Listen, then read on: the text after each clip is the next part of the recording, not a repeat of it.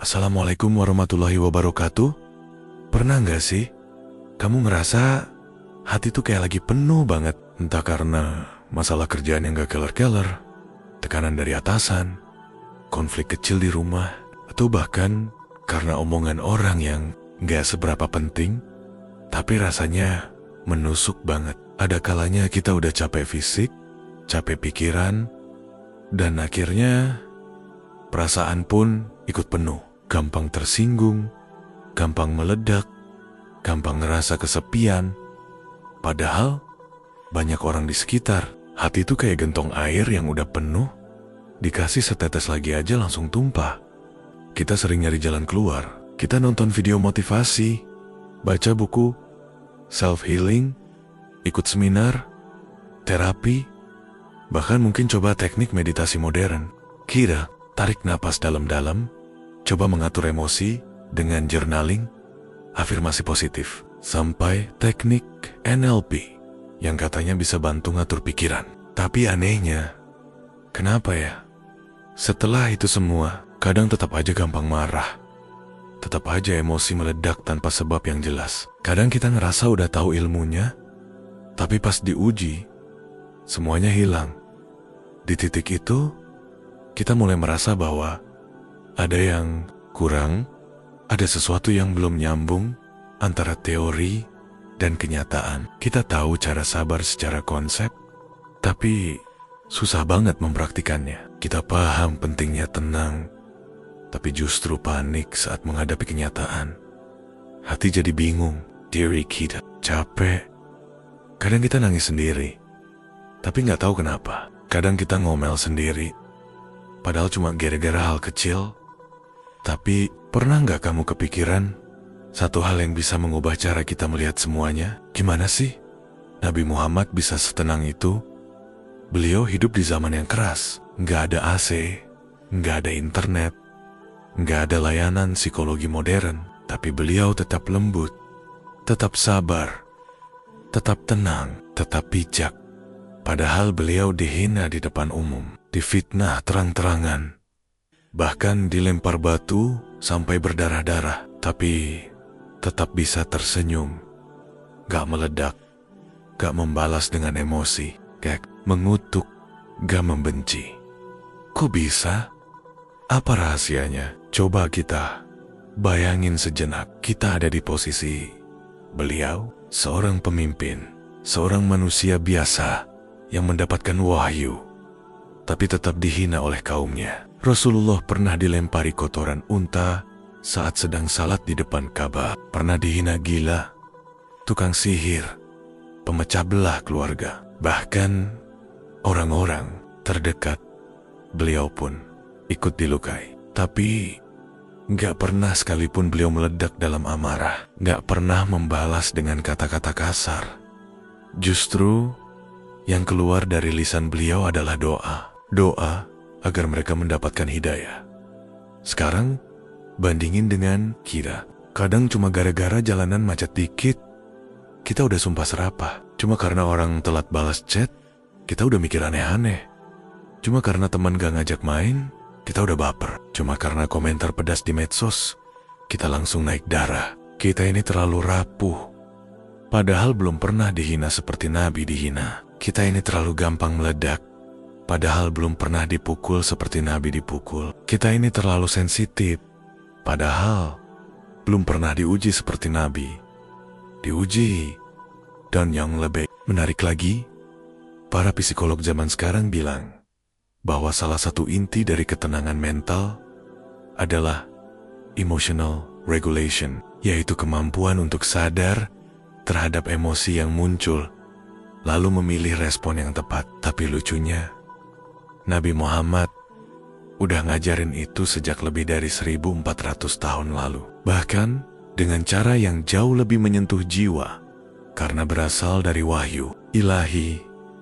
Ini bukan sekadar teori kognitif. Ini bukan cuma soal otak kiri atau otak kanan, tapi soul hote, hati yang tenang karena tersambung dengan Allah. Hati yang sadar bahwa semua yang terjadi bukan kebetulan, bahwa amarah itu harus dilawan bukan dengan teriakan, tapi tapi dengan diam, bukan dengan emosi, tapi dengan doa, bukan dengan balas dendam, tapi dengan memaafkan. Dan ini bukan hal yang asing dalam ajaran beliau. Setiap kali Nabi marah, yang dilakukan pertama kali adalah diam, lalu berwudhu, lalu beristighfar. Karena beliau paham bahwa amarah itu dari setan, dan setan diciptakan dari api.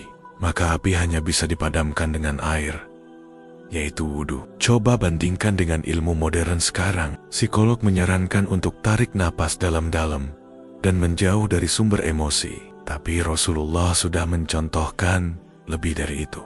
Bukan cuma menenangkan tubuh, tapi juga menyucikan jiwa.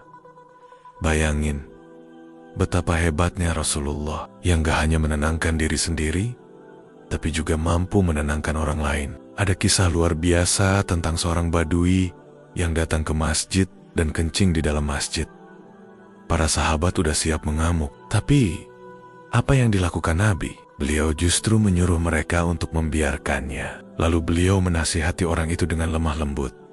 Hasilnya, orang itu justru jatuh hati pada Rasulullah dan masuk Islam. Itulah bedanya emosi yang dikelola dengan ilmu dan iman. Emosi yang gak hanya ditahan, tapi juga diarahkan. Bukan ditekan, tapi disucikan. Rasulullah Shallallahu Alaihi Wasallam bukan orang yang gak punya perasaan. Beliau menangis saat sahabat meninggal. Beliau bersedih saat istri dan paman tercinta wafat. Tapi beliau tidak membiarkan kesedihan itu menghancurkan akhlaknya. Tidak membiarkan emosi itu membutakan arah hidupnya. Dan yang paling penting, beliau gak pernah kehilangan kendali atas lisannya. Coba renungkan, berapa banyak dosa yang keluar dari lisan kita saat emosi. Kata-kata kasar, sindiran pedas, fitnah, bahkan umpatan yang gak sadar keluar. Tapi Rasulullah gak pernah ada satu kata pun dari lisannya yang keluar dengan niat menyakiti. Beliau berkata hanya yang baik atau diam. Di sini kita sadar bahwa salah satu kunci utama ketenangan Rasulullah adalah kekuatan spiritualnya. Beliau bukan sekadar orang sabar, tapi beliau tahu kepada siapa harus bergantung. Beliau selalu kembali kepada Allah. Setiap kali masalah datang, beliau langsung sholat. Setiap kali dihina, beliau langsung berdoa. Setiap kali disakiti, beliau langsung memohon perlindungan dari Allah. Itulah kenapa hati beliau selalu tenang. Dan ini semua bukan hal yang mustahil untuk kita ikuti. Kita nggak harus jadi nabi untuk bisa meneladani beliau. Kita cukup jadi manusia yang mau belajar, mau mencoba untuk nggak langsung bereaksi saat emosi datang, mau mencoba untuk diam sejenak, tarik napas, beristighfar, lalu berpikir, apa yang akan dilakukan Rasulullah jika berada di posisiku sekarang? Kita nggak bisa menghindari emosi, tapi kita bisa memilih bagaimana cara menghadapinya. Kita nggak bisa mencegah orang lain untuk bikin kita marah, tapi kita bisa melatih hati untuk nggak meledak setiap kali diuji. Dan inilah esensi dari ketenangan. Bukan nggak ada masalah, tapi tetap tenang di tengah badai. Jadi, kalau hari ini kamu lagi ngerasa hati penuh, emosi gak stabil, hidup serasa gak jelas arahnya, ingat satu hal. Rasulullah sudah menunjukkan caranya, bukan sekadar kata-kata, tapi lewat contoh nyata. Tinggal kita mau ikut jejak beliau atau enggak. Kita boleh belajar ilmu psikologi, kita boleh ikut terapi, tapi jangan lupa, ada satu ilmu yang jauh lebih dalam dari semua itu, yaitu ilmu dari Rasulullah. Ilmu yang bukan cuma menyembuhkan, tapi juga menenangkan. Ilmu yang bukan sekadar bikin kita tenang sesaat, tapi membawa kita pada kebahagiaan abadi. Karena pada akhirnya, ketenangan bukan datang dari luar, tapi dari dalam, dari hati yang tersambung pada Allah, dari jiwa yang paham bahwa semua ini hanya sementara, dan dari kesadaran bahwa Rasulullah sudah lebih dulu menunjukkan jalan untuk kita tempuh. Yuk kita bahas satu demi satu. gimana Nabi Muhammad mengelola emosi dengan cara yang sangat luar biasa, tapi juga sederhana. Pertama, Rasulullah selalu mengingat Allah di setiap kondisi.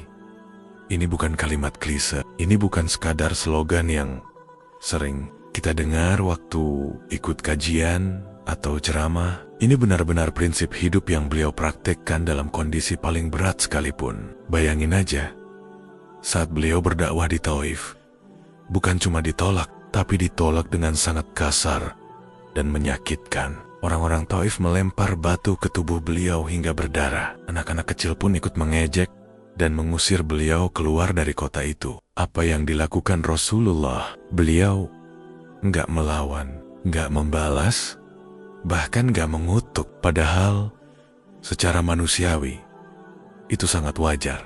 Kita aja kadang disindir sedikit di medsos, udah panas hati, pengen balas. Tapi Rasulullah, beliau justru mengangkat tangan, bukan untuk membalas, tapi untuk berdoa.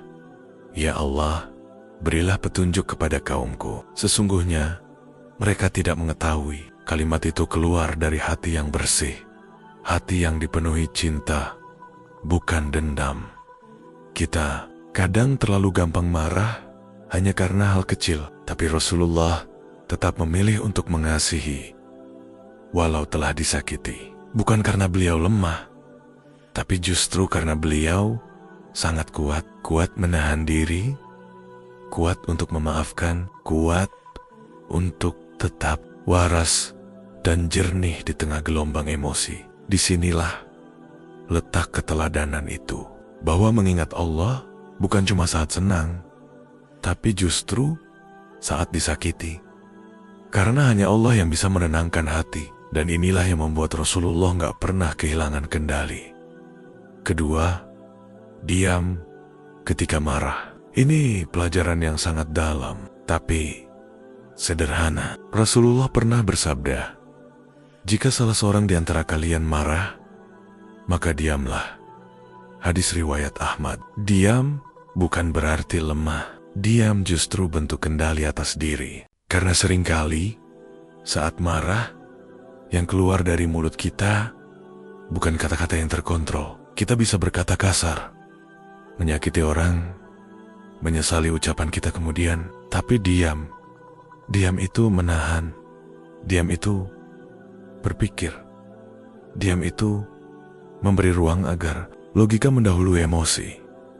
Ilmu psikologi hari ini menyebut teknik ini sebagai pause teknik, yaitu teknik berhenti sejenak sebelum bereaksi. Tapi Rasulullah sudah menyampaikan prinsip ini jauh sebelum psikologi modern memodifikasinya. Bayangin, berapa banyak konflik rumah tangga yang bisa dihindari kalau kita diam dulu sebelum menjawab. Berapa banyak pertengkaran antar teman yang bisa dicegah kalau kita nggak langsung membalas saat emosi sedang tinggi. Rasulullah mengajarkan bahwa diam saat marah itu bukan kelemahan, tapi justru kekuatan sejati. Diam memberikan kita waktu untuk merenung, untuk berpikir, dan untuk mengembalikan semuanya kepada Allah.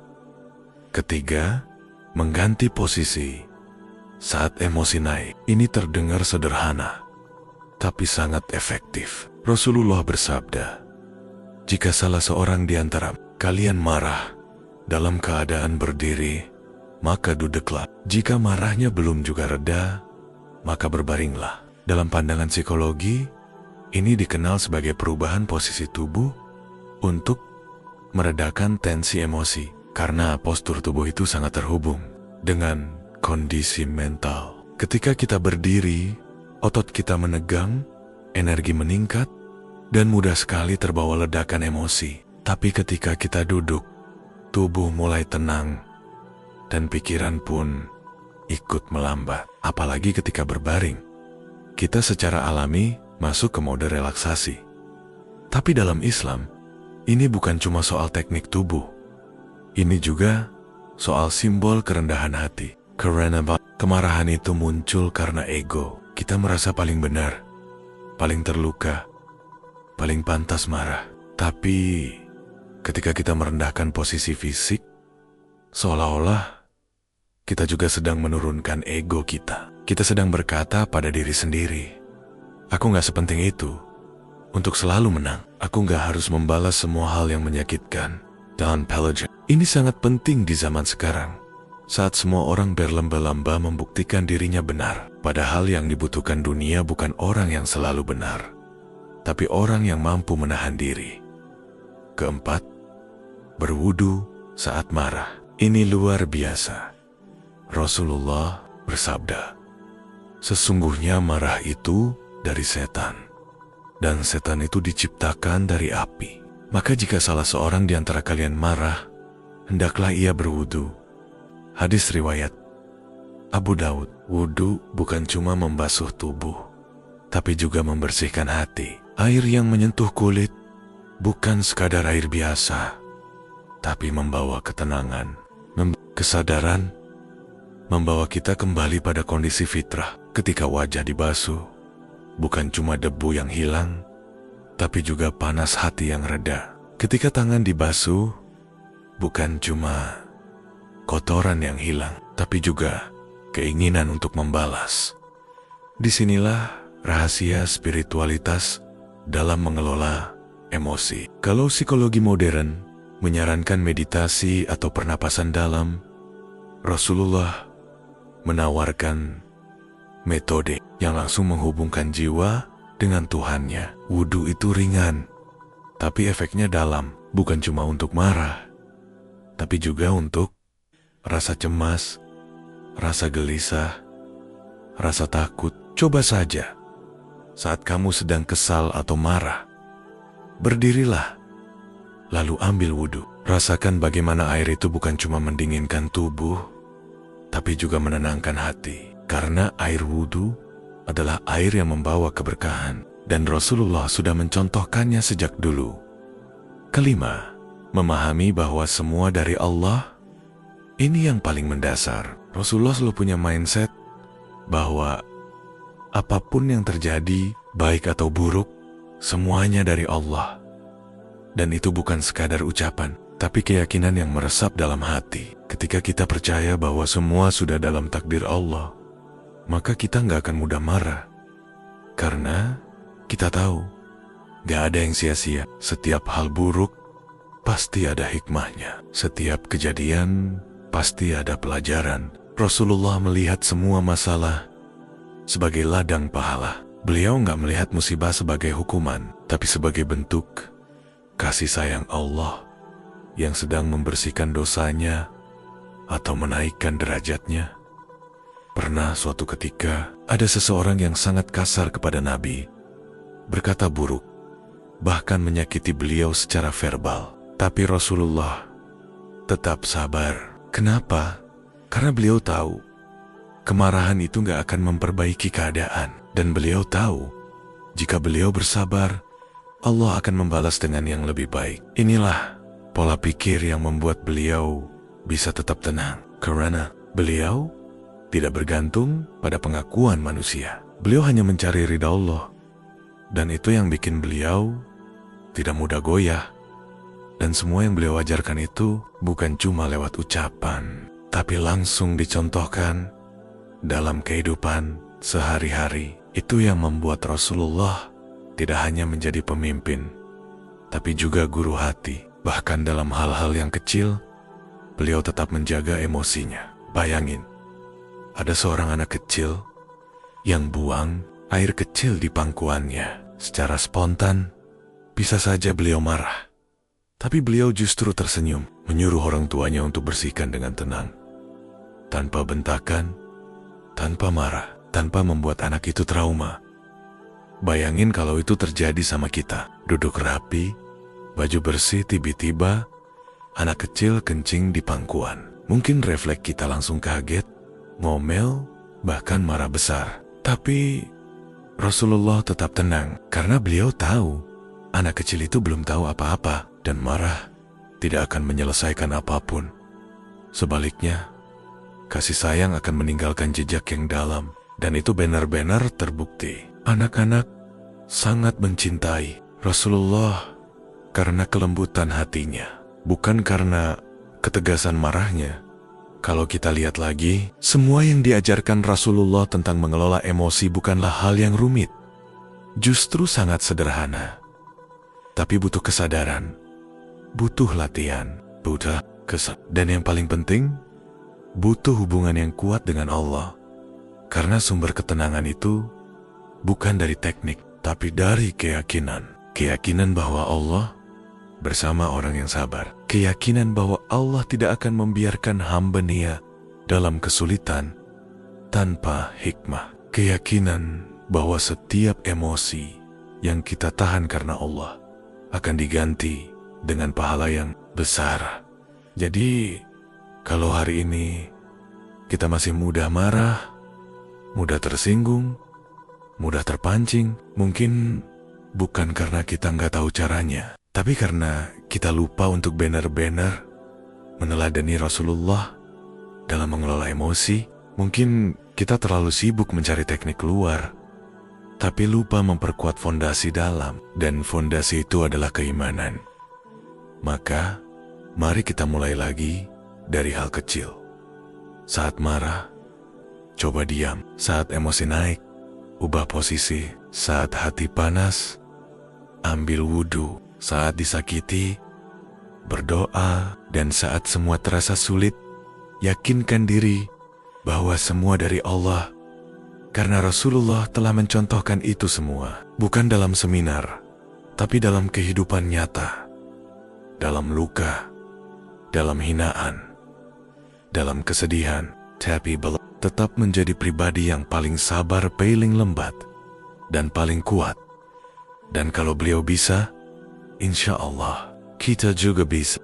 Ilmu psikologi modern hari ini bilang bahwa kesadaran emosi atau emotional awareness adalah bagian penting dari kedewasaan mental seseorang. Mereka menyebutnya sebagai kemampuan untuk mengenali apa yang sedang dirasakan, mengapa hal itu dirasakan, dan bagaimana cara meresponsnya dengan tepat. Dalam banyak jurnal psikologi, ini disebut sebagai kecerdasan emosional atau emotional intelligence, yang terdiri dari beberapa bagian: kesadaran diri, pengelolaan emosi, empati, dan keterampilan sosial. Tapi kalau kita jujur melihat sejarah, jauh sebelum istilah itu ada di dunia akademik, Rasulullah sudah hidup dengan prinsip-prinsip itu dalam kehidupan nyata beliau.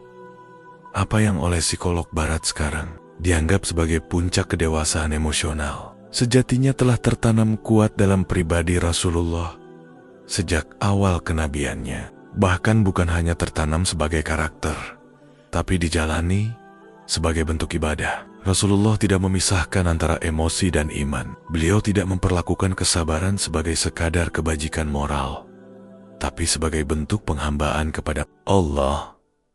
Dalam sudut pandang beliau, ketika seseorang marah dan mampu menahannya karena Allah, maka dia bukan sedang mengontrol diri secara psikologis semata, tapi sedang mendapatkan pahala besar dari sisi Allah.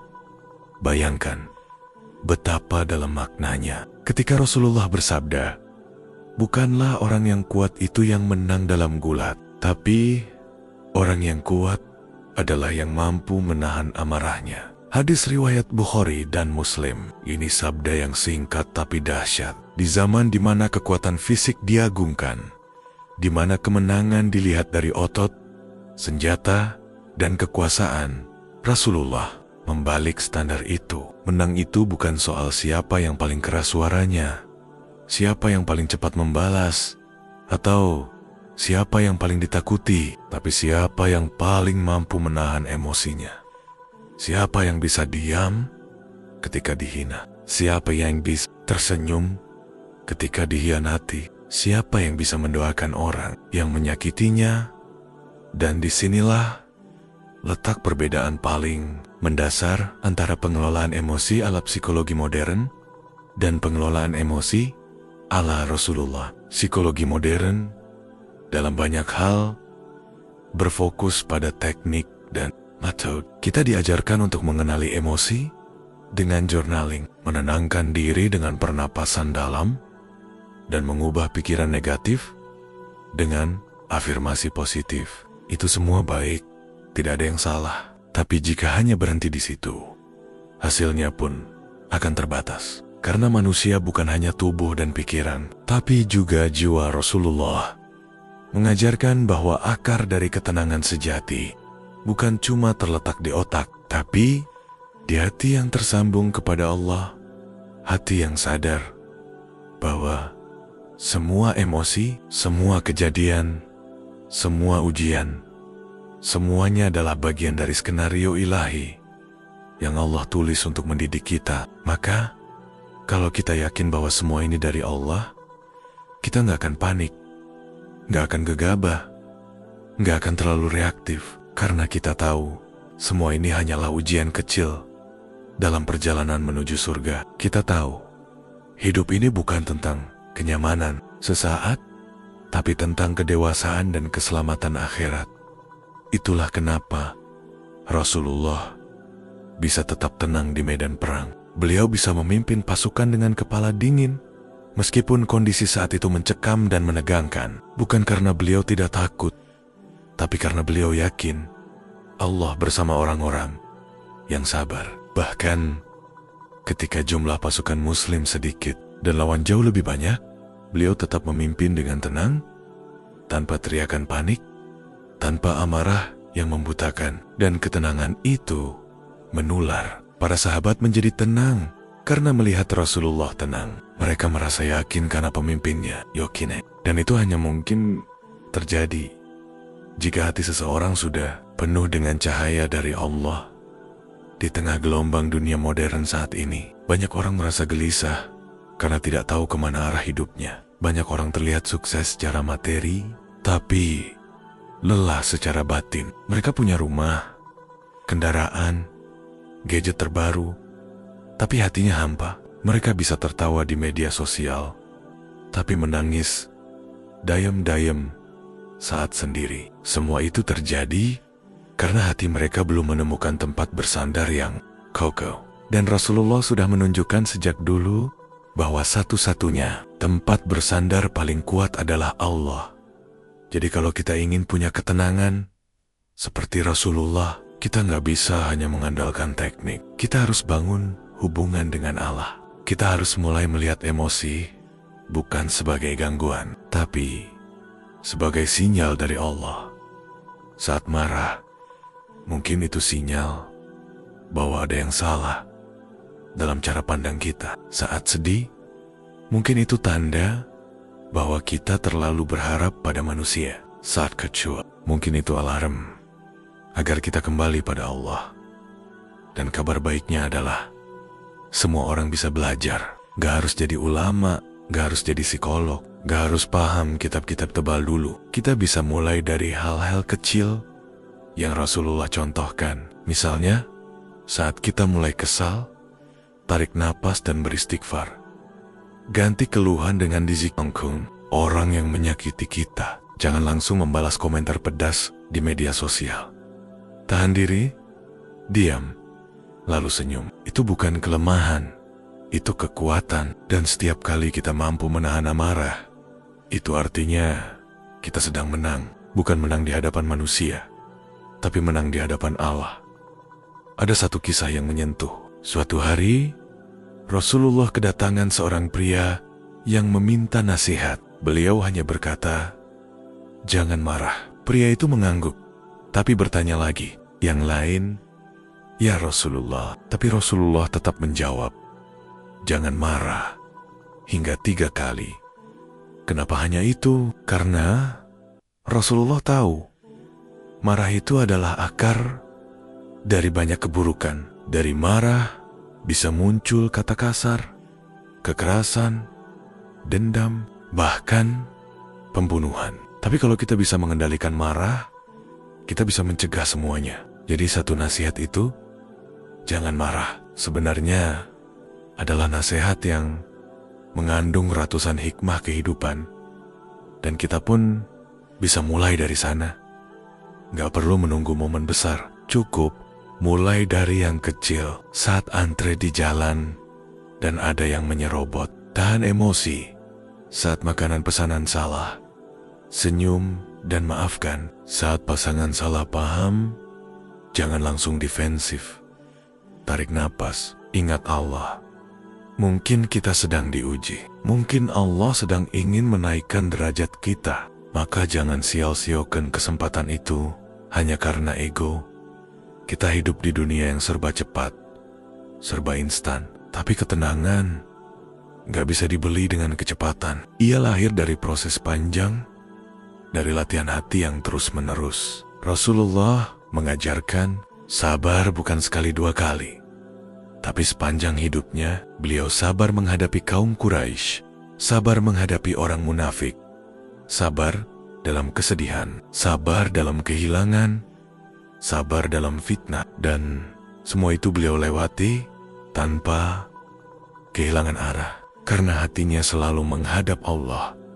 Dan itu pula yang bisa kita tiru. Saat sedih, jangan cari pelarian, jangan buka aplikasi hiburan untuk melupakan. Tapi ambil wudhu, salat 2 rakaat, cerita sama Allah, bilang, "Ya Allah, aku sedang marah, tapi aku gak ingin kehilangan kendali. Tolong bantu aku." Mungkin tangisan akan pecah, tapi itu bukan kelemahan, itu justru bentuk kekuatan. Karena kita menghadap pada yang maha memahami, yang tahu luka hati kita lebih dari siapapun. Dan ya, Allah tidak akan sia-siakan hamba yang datang po dunia dengan penuh harap.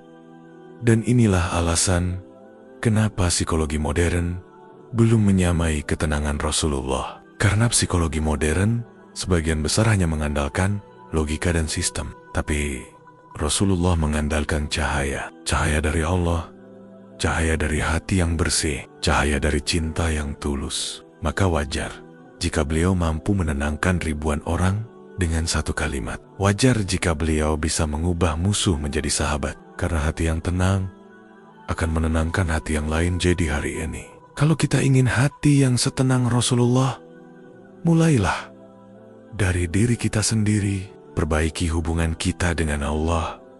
Luangkan waktu untuk membaca Al-Quran dengan merenung. Kurangi keluhan, perbanyak syukur.